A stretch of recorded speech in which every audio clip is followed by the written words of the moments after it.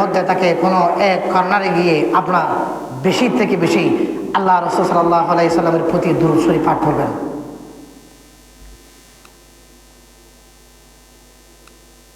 আবার এশার নামাজের জন্য প্রস্তুতি নেবেন আপনারা। এশার নামাজের পর কোরআন তেলাওয়াতের সাথে একটু সম্পর্ক তৈরি করবেন। কোরআন তেলাওয়াতের পর সালাতুত তাসবির নামাজ আজকের রাতে আপনারা আদায় করবেন। ওহেতু এক ঘর থেকে অন্য ঘরে গিয়ে আলাপ আলোচনার মাধ্যমে আজকের রাত আপনারা শেষ করবেন না। আমি আপনাদের কাছে জানতে চাই, আগামী বছর লাইলাতুল বরাত আমরা পাবো, হায়াত থাকবে, কেউ কি আমরা বলতে পারবো? কত মানুষ হারিয়ে যাচ্ছে। অতএব আজকের রাত দিন আমরা উভয়টিকে গুরুত্ব দিয়ে আমলের সাথে থাকবো। মাগরিবের নামাজের পর অতিরিক্ত কিছু আমরা নামাজ পড়ব 2 রাকাত 6 রাকাত। যে কেরাত আপনার পড়তে বেশি ভালো লাগে, শুদ্ধ বলি বলা হয়, ওই কেরাত দিয়ে আপনি নামাজ নফলগুলো আপনি আদায় করবেন। কোন একটি কারণে গিয়ে তাসবিহ হাতে নিয়ে আপনি আল্লাহ রাসূল সাল্লাল্লাহু আলাইহি ওয়াসাল্লামের প্রতি দুরূদ শরীফ পাঠ করবেন। দুরূদ শরীফ যে যত বেশি আল্লাহ রাসূল সাল্লাল্লাহু আলাইহি ওয়াসাল্লামের প্রতি দুরূদ পাঠ করবে, আল্লাহ তাআলা তার মাকামকে কাল কিয়ামত দিবসের মধ্যে আল্লাহ বাড়িয়ে দিবেন। সুবহানাল্লাহ, সুবহানাল্লাহ। দুরূদ শরীফ পাঠ করা। 2 নম্বর, ইস্তিগফারের আমল করবেন। আস্তাগফিরুল্লাহ রাব্বি মিন কুল্লি যানবি ওয়া আতুবু ইলাইহি লা হাওলা ওয়ালা কুওয়াতা ইল্লা বিল্লাহিল আলিয়্যিল আযীম। আপনারা ঘরে বসে, মসজিদে করোনার বসে আপনারা এই আমলগুলো আপনারা দিনে এবং রাকাতের মধ্যে করবেন।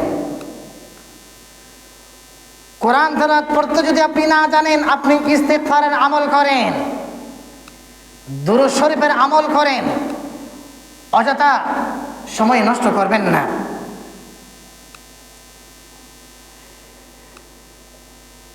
দুনিয়ার মুসলমান ভাইয়ারা আমার, নবী মুহাম্মদুর রাসূলুল্লাহ সাল্লাল্লাহু আলাইহি ওয়াসাল্লাম বলেন, মান যুকিরতু ইনদাহু ফালইউসাল্লি আলাইয়া ফাইন্নাহু মান সাল্লা আলাইয়া মাররাতান সাল্লাল্লাহু আলাইহি আশারা। যে আমার মা বোনেরা, আমার ভাইয়ারা, বৃদ্ধ বাবারা, যুবক ভাইয়ারা, বিশেষ করে আমার মা বোনেরা যারা আজকের আলোচনাগুলো শুনছেন, আপনারা যখন আল্লাহ রাসূল সাল্লাল্লাহু আলাইহি ওয়াসাল্লামের প্রতি দুরূদ শরীফ পাঠ করবেন, আমার রাসূল বলেন আল্লাহ তাআলা তার প্রতি 10টি রহমত নাজিল করেন। দুরূদ শরীফ পাঠ করবেন। সংক্ষেপে দুরূদ হলো সাল্লাল্লাহু তাআলা আলাইহি ওয়াসাল্লাম, সাল্লাল্লাহু তাআলা আলাইহি ওয়াসাল্লাম, সাল্লাল্লাহু তাআলা আলাইহি ওয়াসাল্লাম। এইভাবে ঘরের কর্নারে বসে দুরূদ শরীফ আল্লাহ রাসূলের প্রতি পাঠ করবেন। কাল কিয়ামত দিবসের মধ্যে আল্লাহ রাসূল আপনার জন্য সুপারিশ করবেন।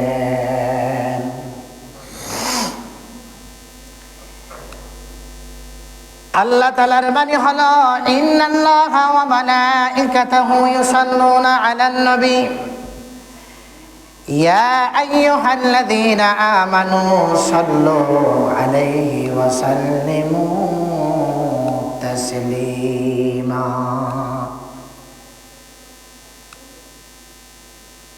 আল্লাহর প্রতি, আল্লাহ রাসূলের প্রতি দুরূদ শরীফ পাঠ করা।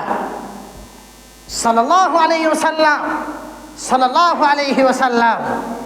এইভাবে আজকে মাগরিব নামাজের পর অতিরিক্ত 2-4 রাকাত নামাজ পড়ে তাসবিহ হাতে নিয়ে দুরূদ শরীফের আমল আপনার ঘরের মধ্যে চালু করে দেন। আমার ভাইয়ারা, আপনার মসজিদের কর্নারে বসে দুরূদ শরীফের আমল আপনারা চালু করে দেন। সুবহানাল্লাহ, সুবহানাল্লাহ। দুনিয়ার মুসলমান ভাইয়ারা আমার, নবী মুহাম্মদুর রাসূলুল্লাহ সাল্লাল্লাহু আলাইহি ওয়াসাল্লাম বলেন, মান সাল্লা আলাইয়া সালাতান ওয়াহিদাতান সাল্লাল্লাহু আলাইহি 10 সালাওয়াত। যে ব্যক্তি আল্লাহ রাসূল সাল্লাল্লাহু আলাইহি ওয়াসাল্লামের প্রতি একবার দরুদ শরীফ পাঠ করবে, আমার আল্লাহ তার প্রতি 10টি রহমত নাজিল করেন। সাল্লাল্লাহু তাআলা আলাইহি ওয়াসাল্লাম, সাল্লাল্লাহু তাআলা আলাইহি ওয়াসাল্লাম। এইভাবে আল্লাহ রাসূলের প্রতি দরুদ শরীফ পাঠ করা। নবী মুহাম্মদুর রাসূলুল্লাহ সাল্লাল্লাহু আলাইহি ওয়াসাল্লাম বলেন, একবার দরুদ শরীফ পাঠ করলো আল্লাহ রাসূলের প্রতি, আমার আল্লাহ 10টি রহমত আমার আল্লাহ নাজিল করবেন।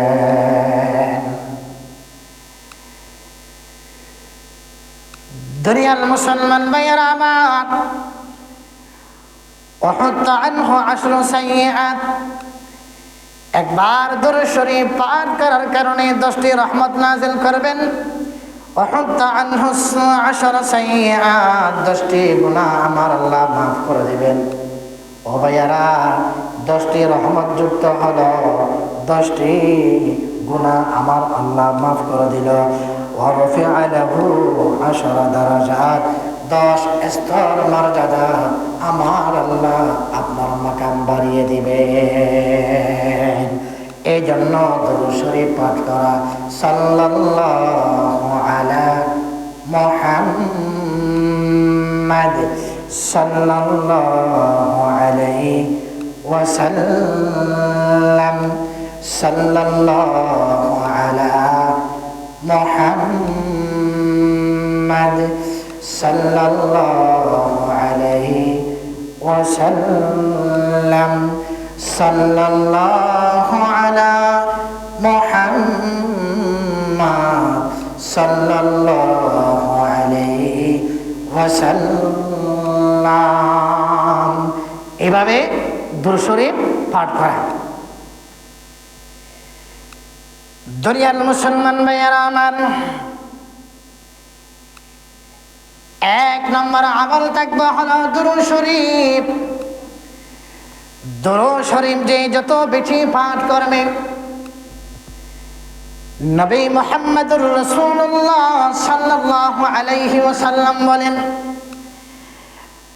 আকসিরুস সালাতা আলাইয়া ইয়াউমাল জুমআতি। ও দুনিয়ার মুসলমান ভাইয়েরা, আজকের দিন হলো পবিত্র জুমার দিন, রাত হলো লাইলাতুল বারাতের রাত।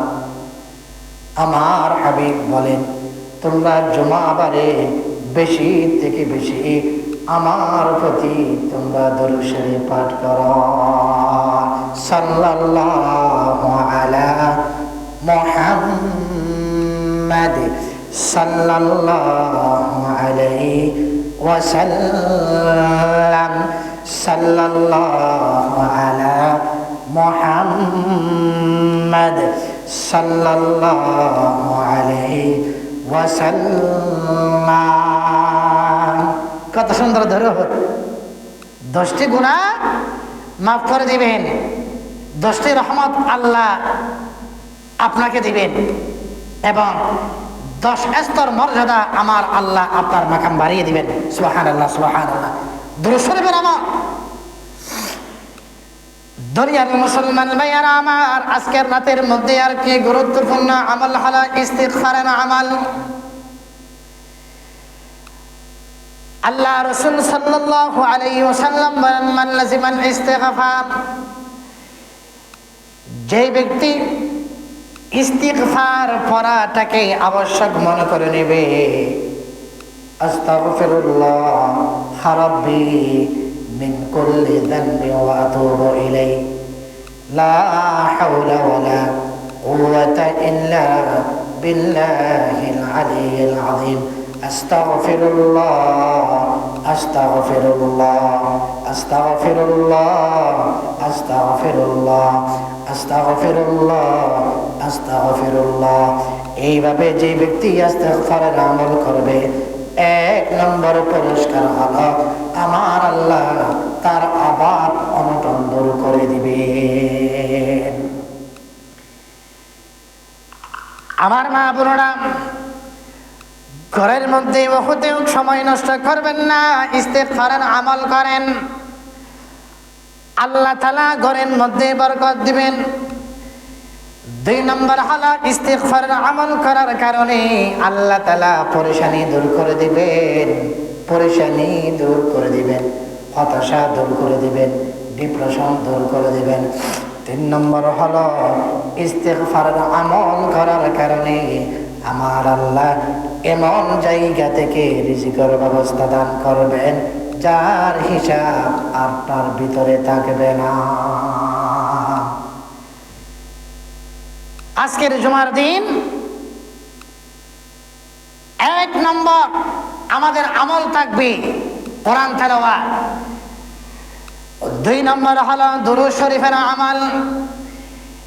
3 নম্বর হলো ইস্তিগফারের আমল। রাতের মধ্যে আমরা লাইলাতুল বারাত যখন চলে আসবে, মাগরিবের নামাজের পর আল্লাহ তাআলা প্রথম আসমানের মধ্যে নেমে আসবেন, প্রথম আসমানের মধ্যে নেমে আসবেন। বান্দার কি দরকার আমার আল্লাহ তা আজকে দিয়ে দিবেন। বান্দার কি দরকার তা আজকে দিয়ে দিবেন। প্রতিনিয়তে প্রতিটি মুহূর্তে আমার আল্লাহ বলেন, বান্দারে আজকে সামনে লাইলাতুল বারাত আসতেছে।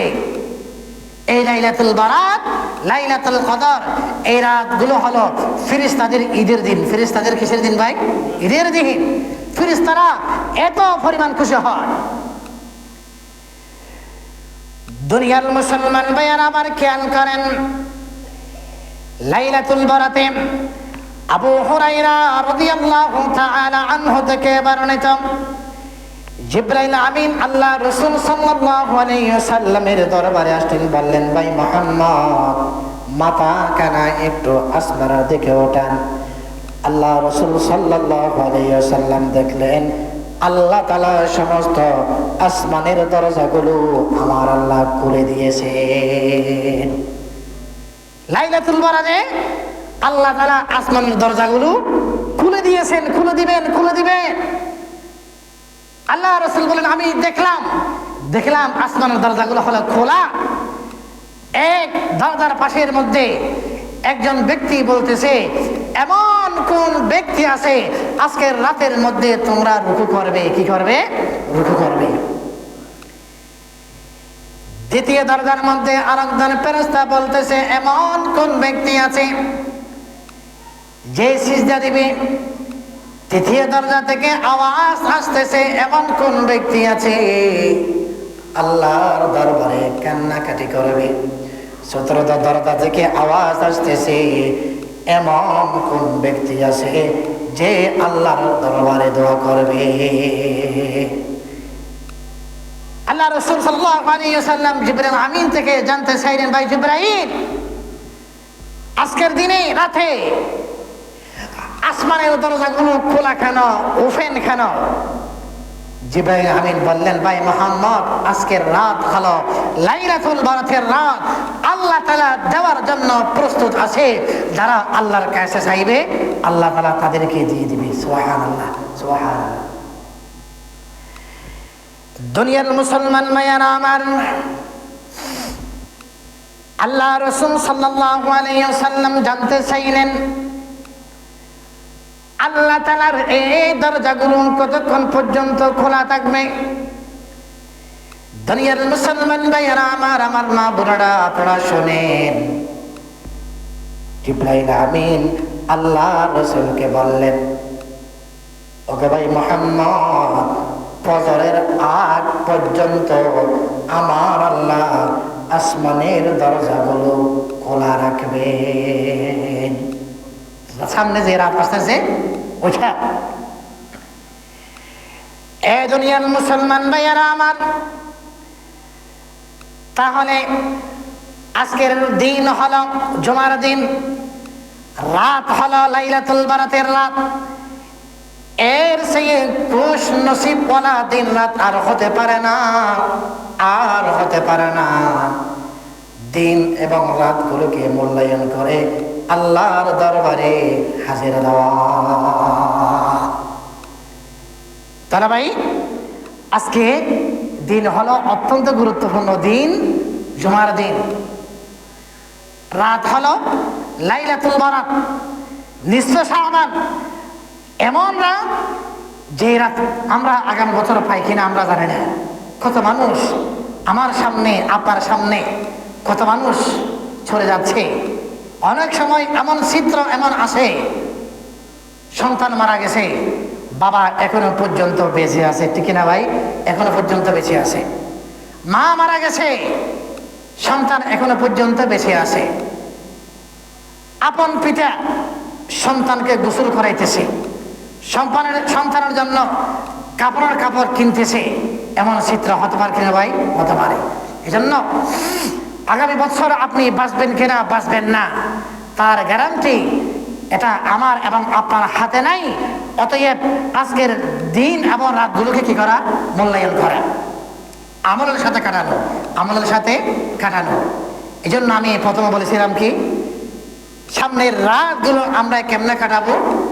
বিশেষ করে আমি আমার মা বোনদেরকে বলবো, যখন মাগরিবের নামাজ আপনারা পড়তে যাইবেন, ওই অবস্থার মধ্যে মাগরিব নামাজ পড়ার পর 2 রাকাত 4 রাকাত সুন্নত পড়ার পর আরো অতিরিক্ত 2-4 রাকাত আপনারা নফল নামাজ পড়বেন। নফল নামাজ পড়বেন। নফল নামাজ পড়ার পর হাতের মধ্যে একটা তাসবিহ নেবেন, একটা তাসবিহ নেবেন। আল্লাহ রাসূল সাল্লাল্লাহু আলাইহি ওয়াসাল্লামের প্রতি দুরূদ শরীফ পাঠ করবেন। সুবহানাল্লাহ। সংক্ষেপে দরুদ সাল্লাল্লাহু তাআলা আলাইহি ওয়াসাল্লাম, সাল্লাল্লাহু তাআলা আলাইহি ওয়াসাল্লাম, সাল্লাল্লাহু তাআলা আলাইহি ওয়াসাল্লাম, সাল্লাল্লাহু তাআলা আলাইহি ওয়াসাল্লাম। আল্লাহ রাসূল সাল্লাল্লাহু আলাইহি ওয়াসাল্লাম বলেন, মান যুকিরতু ইনদাহু ফালইসাল্লি আলাইয়া। হে উম্মাহ, তোমার সামনে যদি আমার আলোচনা করা হয়, আল্লাহ রাসূল বলতেছে, তাহলে তোমরা ফাইন্নাহু মান সাল্লা আলাইয়া মাররাতান সাল্লাল্লাহু আলাইহি আশারা, তোমরা আমি রাসূলের প্রতি তোমরা দুরূদ শরীফ পাঠ করবে। সুবহানাল্লাহ বলেন। দুরূদ শরীফ একেবারে সংখ্যা হলো কি ভাই? সাল্লাল্লাহু তাআলা আলাইহি ওয়াসাল্লাম, সাল্লাল্লাহু তাআলা আলাইহি ওয়াসাল্লাম। দুনিয়ার মুসলমান ভাইয়ারা আমার,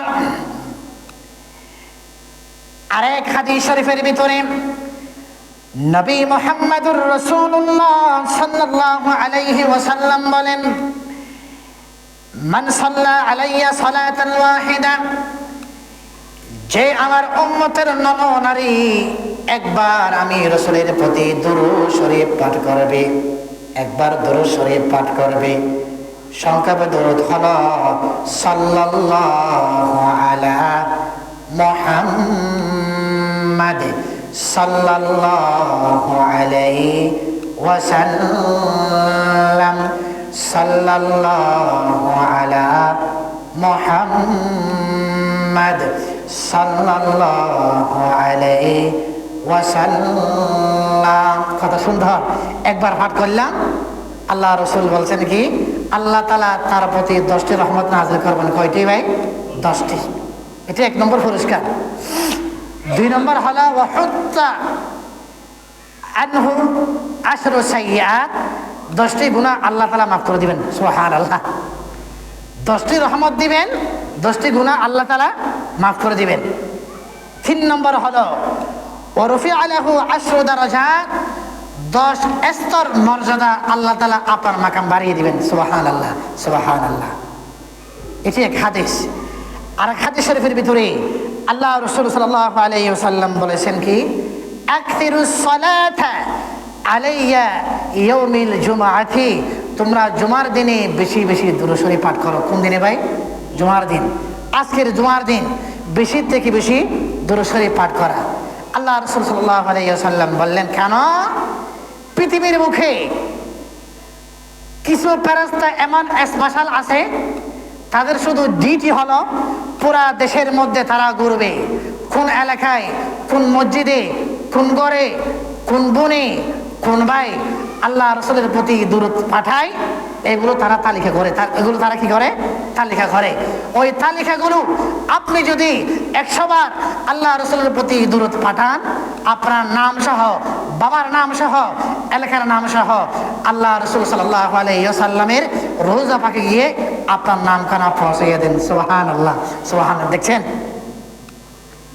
আপনি দৌলতপুর থেকে, মসজিদ থেকে দুরূদ পড়বেন, ফেরেশতারা আপনার নাম তালিকা করবে, আপনার বাবার নাম সহ রওজা পাকে গিয়ে আল্লাহ রাসূলের দরবার বলা হবে, ইয়া রাসূলুল্লাহ, ইয়া হাবিবাল্লাহ, আপনার একজন পাগল, আপনার একজন পাগল, আপনার একজন আশিক, আপনার একজন উম্মত মুহাম্মাদি ওই এলাকায়, ওই খানার গিয়ে শুধুমাত্র আপনার প্রতি দুরূদ শরীফ পাঠ করতেছে, আপনার নাম কালা আল্লাহ রাসূলের কাছে পৌঁছে দিবে।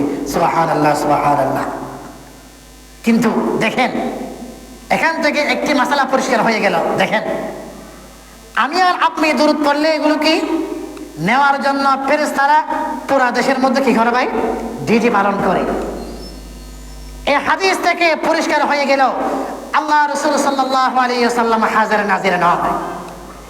আল্লাহ রাসূল যদি সরাসরি হাজির হইতেন, ফেরেশতাদের প্রয়োজন হইতো না, ফেরেশতাদের প্রয়োজন হতো না। আল্লাহ রাসূল হাজির নাজির নয়, বিদায় ফেরেশতারা বিভিন্ন এলাকাতে গিয়ে দুরূদ শরীফগুলো কালেক্ট করে এগুলো আল্লাহ রাসূলের দরবারে দিয়ে আসে। এটি কি হয়ে গেল ভাই? পরিষ্কার হয়ে গেল আল্লাহ রাসূলের প্রতি দুরূদ শরীফ পাঠ করা। আরেকটি দুরূদ আছে, সবগুলো আমলের কথা বলতেছি ভাই। জুমাবারে যে ব্যক্তি 80 বার একটি দুরূদ শরীফ পাঠ করতে পারবে, আসরের নামাজের পরের কথা বলা হয়েছে, আপনি আসরের নামাজের পর তাসবিহ হাতে নিয়ে শুধুমাত্র একটি দুরূদ শরীফ পাঠ করবেন, আল্লাহুম্মা সাল্লি আলা সাইয়্যিদিনা মুহাম্মাদিন নাবিয়্যিল উম্মি ওয়া আলা আলিহি ওয়া সাল্লিম তাসলিমা। 80 বার আপনি পাঠ করবেন, 80 বছরের গুনাহ আল্লাহ তাআলা মাফ করে দিবেন। সুবহানাল্লাহ। এখন আমার বয়স, আপনার বয়স 80 বছর হয় নাই, কিন্তু আল্লাহ তাআলা 80 বছরের গুনাহ মাফ করে দিবেন। দুরূদ শরীফের মধ্যে এত পরিমাণ পাওয়ার, যে কোনো দুয়ার মধ্যে আল্লাহ রাসূলের প্রতি দুরূদ শরীফ পাঠ না করলে এই দোয়া আল্লাহর দরবারে কবুল হয় না। এই দোয়া আল্লাহর দরবারে কবুল হয় না। এজন্য ভাই বেশি থেকে বেশি কি তেলাওয়াত করা বলেন? দুরূদ শরীফ পাঠ করা, সাল্লাল্লাহু তাআলা আলাইহি ওয়াসাল্লাম, সাল্লাল্লাহু তাআলা আলাইহি ওয়াসাল্লাম। তাহলে দুরূদ শরীফের আমল গেল। 2 নম্বর হলো ইস্তিগফারের আমল করা। কিসের আমল? ইস্তিগফার। আল্লাহ রাসূল সাল্লাল্লাহু আলাইহি ওয়াসাল্লাম বলেছেন, মান লাজিমাল ইস্তিগফার, যে ব্যক্তি ইস্তিগফার করা নিজের জন্য আবশ্যক করে নিয়েছে, নামাজের পর আপনি 100 বার আস্তাগফিরুল্লাহ পড়েন, আস্তাগফিরুল্লাহ রাব্বি মিন কুল্লি যানবি ওয়া আতুবু ইলাইহি, লা হাওলা ওয়ালা কুওয়াতা ইল্লা বিল্লাহিল আলিয়্যিল আযীম। যে ব্যক্তি যত পরিমাণ ইস্তিগফার করবে, আমার রাসূল বলেছেন, তার গুনাহ যদি, দেখেন কি খানা, তার গুনাহ যদি সমুদ্রের ফেনার পরিমাণও হয়, আটলান্টিক মহাসাগরে ফেনা আর ফেনা, এর সেই আরো বেশি হলেও ইস্তিগফার করার কারণে আল্লাহ তাআলা তার গুনাহ মাফ করে দিবেন। সুবহানাল্লাহ, সুবহানাল্লাহ। 2 নম্বর হলো ওই ব্যক্তির সমস্ত পরিশান, ডিপ্রেশন, হতাশা, ওই সমস্ত অবস্থাগুলো ইস্তিগফার বেশি পড়ার কারণে আল্লাহ তাআলা দূর করে দিবেন। 3 নম্বর হলো ওয়ামিন হাইসু লা ইয়াহতাসিব, ইস্তিগফার আমল করার কারণে আল্লাহ তাআলা এমন জায়গা থেকে আপনার জন্য রিজিকের ফয়সালা করবেন যার হিসাব আপনার কাছে নাই, যার হিসাব আপনার কাছে নাই। এজন্য ভাই আজকের রাত এবং দিন এগুলোকে মূল্যায়ন করা, কি করা? মূল্যায়ন করা। 3 নম্বর হলো আজকের রাতের মধ্যে, দিন এবং রাতে কোরআন মজিদের তেলাওয়াত বেশি করা, কোরআন মজিদের তেলাওয়াত বেশি করা। সূরা ইয়াসিন তেলাওয়াত করেন, সূরাতুর রহমান, সূরা মুলুক, সূরা নাবা, সূরা দুহান, হাসরের আয়াত, আয়াতুল কুরসি, সূরা ইখলাস। আপনি চাইলে তাসবিহ নিয়ে 100 বার সূরা ইখলাস তেলাওয়াত করতে পারেন। কুল হুয়াল্লাহু আহাদ, আল্লাহুস সামাদ, লাম ইয়ালিদ ওয়া লাম ইউলাদ ওয়া লাম ইয়াকুল লাহু কুফুয়ান আহাদ। আপনি এক কোণার বসে বসে সূরা ইখলাসের আমল চালু করে দেন। মদিনার মধ্যে একজন সাহাবী, আল্লাহ রাসূল সাল্লাল্লাহু আলাইহি ওয়াসাল্লাম খেয়াল করেন, একজন সাহাবীকে পাঠালেন মদিনার একটি এলাকায়। ওই সাহাবী প্রতিনিয়ত নামাজের মধ্যে শুধু সূরা ইখলাস তেলাওয়াত করতো। কি ভাই? সূরা ইখলাস, কুল হুয়াল্লাহু আহাদ নিয়মিত তেলাওয়াত করতো। এলাকার মুসল্লিরা এসে আল্লাহ রাসূল সাল্লাল্লাহু আলাইহি ওয়াসাল্লামের দরবারে আসলেন, বললেন, ইয়া রাসূলুল্লাহ, আপনি কেমন ইমাম দিলেন? এই ইমাম যে কোনো নামাজের মধ্যে সূরা ইখলাস বেশির থেকে বেশি কি করে? তেলাওয়াত করে। আল্লাহ রাসূল সাল্লাল্লাহু আলাইহি ওয়াসাল্লাম ওই সাহাবীকে ডেকে পাঠালেন, বললেন, তুমি নামাজের মধ্যে সূরা ইখলাস কেন বেশি পারো?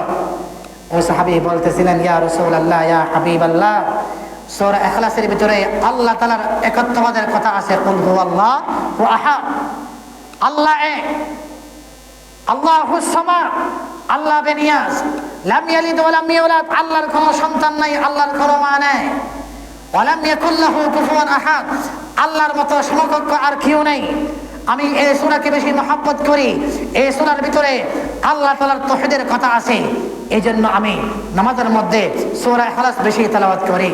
এখন আল্লাহ রাসূল সাল্লাল্লাহু আলাইহি ওয়াসাল্লাম কি বলছেন জানেন?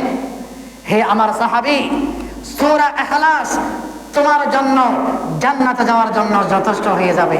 সুবহানাল্লাহ, সুবহানাল্লাহ।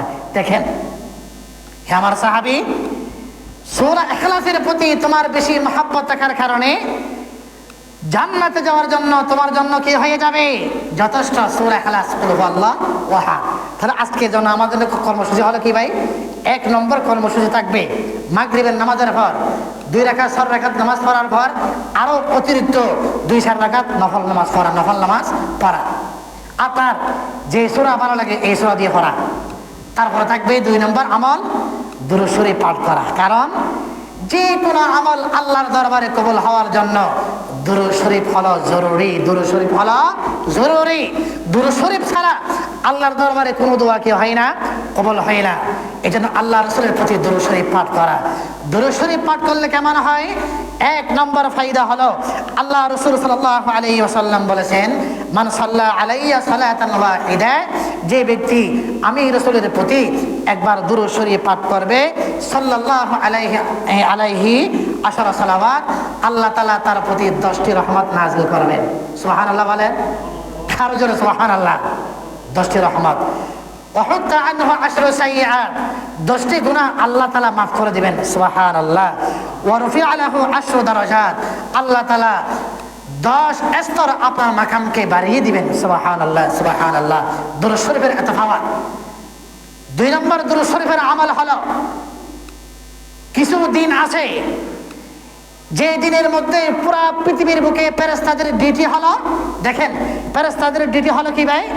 কোন এলাকায়, কোন ঘরে, কোন মসজিদে, কোন হানাখায় মানুষ আল্লাহ রাসূলের প্রতি দুরূদ পাঠ করে, আল্লাহ রাসূলের প্রতি দুরূদ পাঠ করে। মনে করেন আপনার নাম হলো আব্দুল গফফার, আপনি কোণে বসে আছেন, আপনি শুধু পড়তেছেন কি সাল্লাল্লাহু আলাইহি ওয়াসাল্লাম, সাল্লাল্লাহু আলাইহি ওয়াসাল্লাম।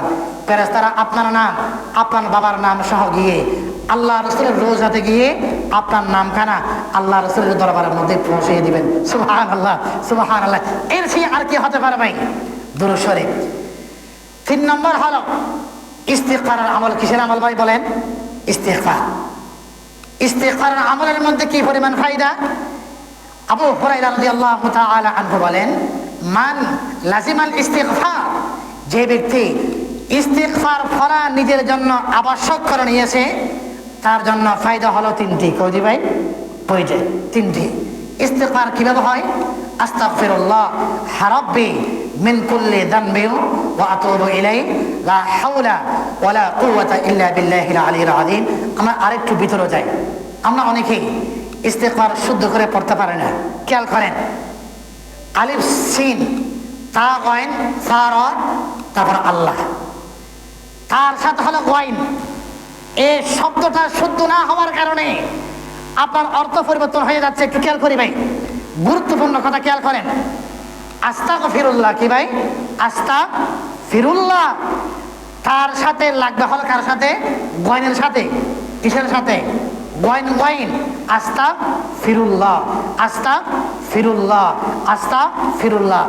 অনেকে আমরা ওয়াইনের জায়গার মধ্যে লাগাই দিই হলো কাফ। কি? আস্তাগফিরুল্লাহ কি?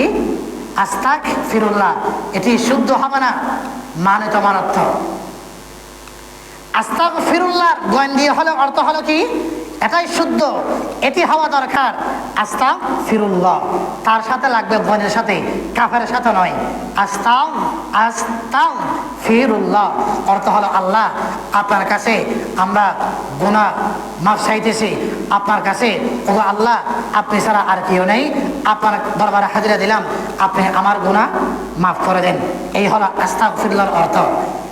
আর ওয়াইনের জায়গার মধ্যে যখন কাফ হবে, কোন জায়গা কি হলে কাফ খা আস্তাগফিরুল্লাহ, তার অর্থ হবে ও আল্লাহ আপনি আমাকে কাফের বানাইয়ে দেন। নাউযুবিল্লাহি মিন যালিক। কি বানাই দেন? কাফের বানাইয়ে দেন।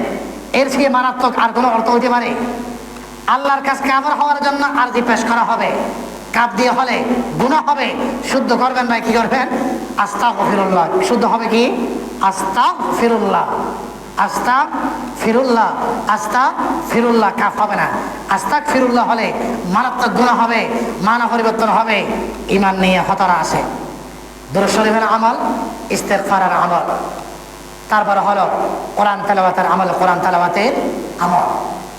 এখানে আরেকটি মাসালা হলো, যে সমস্ত গুনাহরা এই হালতের মধ্যে আজকের দিনে পিরিয়ড অবস্থার মধ্যে আছেন, তারা কি করবেন? তাদের জন্য সহজ পদ্ধতি হলো, তারা প্রতিনিয়ত নামাজের অবস্থার মধ্যে তারা নতুন নতুন উযু করবে। নামাজের জন্য নয়, উযু করবে।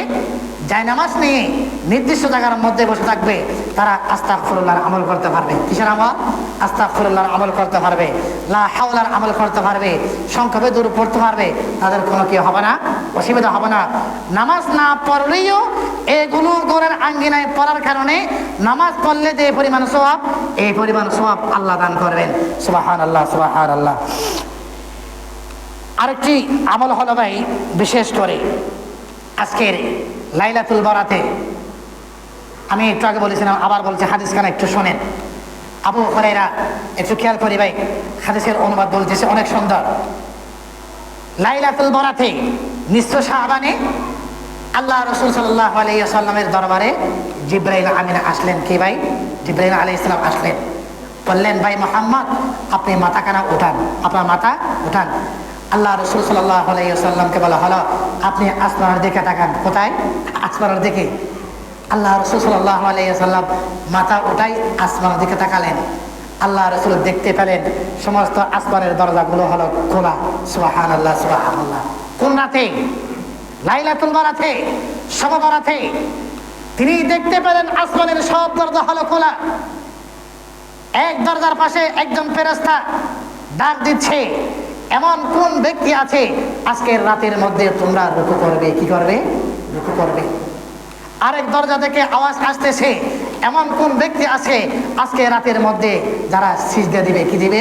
সিজদা দিবে। আরেক দরজা থেকে আওয়াজ আসতেছে, এমন কোন ব্যক্তি আছে আজকে রাতের মধ্যে আল্লাহর কাছে কান্নাকাটি করবে? আল্লাহর কাছে কান্নাকাটি করবে।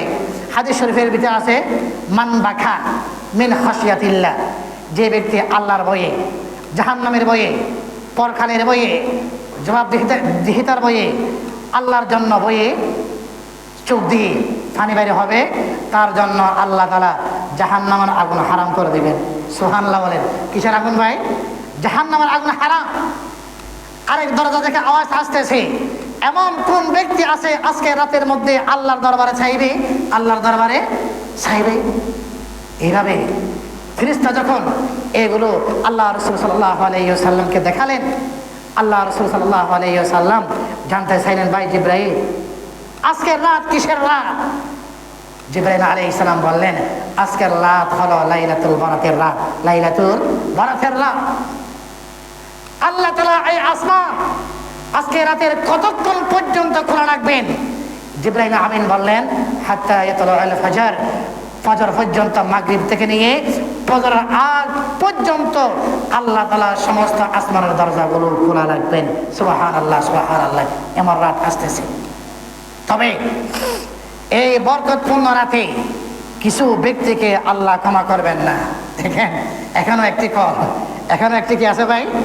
ওই জায়গার মধ্যে একটি কি আছে দেখেন। সবাই ক্ষমা হবে, কিছু ব্যক্তি লাইলাতুল বারাতে, লাইলাতুল কদরে, রমজান মাসে গুরুত্বপূর্ণ রাতগুলো তো আল্লাহর দরবারে কি হবে না? ক্ষমা হবে না। এরকম কিছু ব্যক্তির তালিকা আপনারা শুনেন।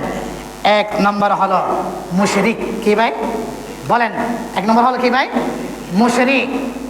মুশরিক যারা আল্লাহর সাথে শরীক করে, শিরক করে, গায়রুল্লাহর কাছে যায়, যা আল্লাহর পক্ষ থেকে সম্ভব এগুলো মানুষের দিকে নিসবত করে, এক কথায় যারা শিরক করে তাদেরকে আল্লাহ তাআলা আজকে রাতের মধ্যে কি করবেন না? ক্ষমা করবেন না। 2 নম্বর হলো আও মুশাহিন, হিংসু। কি ভাই?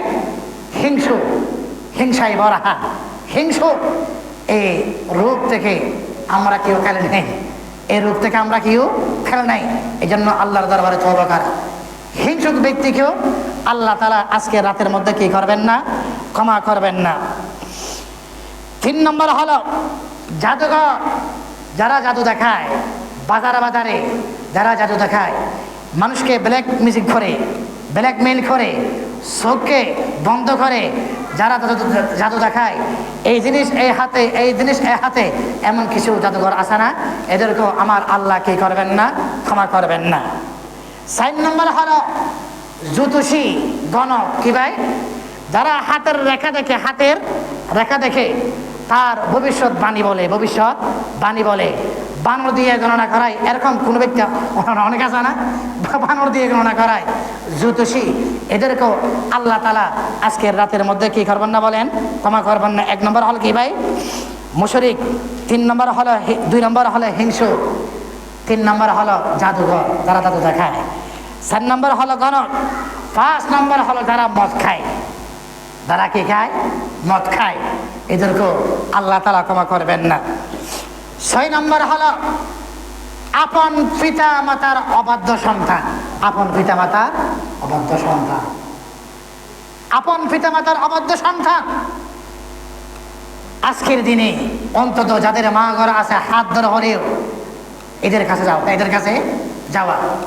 আপনি বলতে পারেন আমার মা বাবা দুনিয়া থেকে দ্রুত চলে গেছে, তাদের জন্য করণীয় হলো খেলা থাকলে খেলার খোঁজখবর রাখা, অথবা মার সাথে এলাকার যে মহিলার সাথে বেশি সম্পর্ক ভালো তার সাথে সম্পর্ক দেখা, তাকে মায়ের নজরে দেখা, তাকে মায়ের নজরে দেখা। মা তো নাই, পিতামাতার অবদ্ধ সন্তান, তাদেরকেও আল্লাহ তাআলা ক্ষমা করবেন না।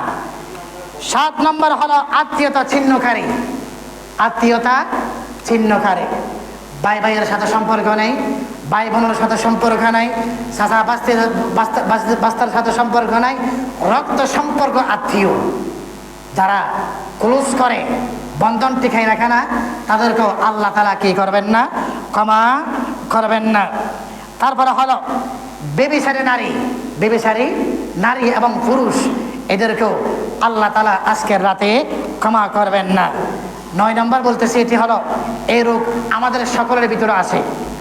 যারা টাকনুর নিচে, খেয়াল করেন, যারা টাকনুর নিচে লুঙ্গি অথবা প্যান্ট পরিধান করে, তাদেরকেও আল্লাহ তাআলা আজকের রাতের মধ্যে ক্ষমা করবেন না। হাদিস শরীফের ভিতরে আছে মা আসফালা মিনাল কাবাইনি মিনাল ইজারি ফিন্নার। যারা টাকনুর নিচে প্যান্ট পরে, টাকনুর নিচে প্যান্ট পরে, লুঙ্গি পরে, তাদের এই অঙ্গখানা আল্লাহ তাআলা জাহান্নামের মধ্যে নিক্ষেপ করবে। এই জন্য ভাই প্যান্ট একটু টাকনুর নিচে ভরা, টাকনুর উপরে ভরা, টাকনুর উপরে ভরা।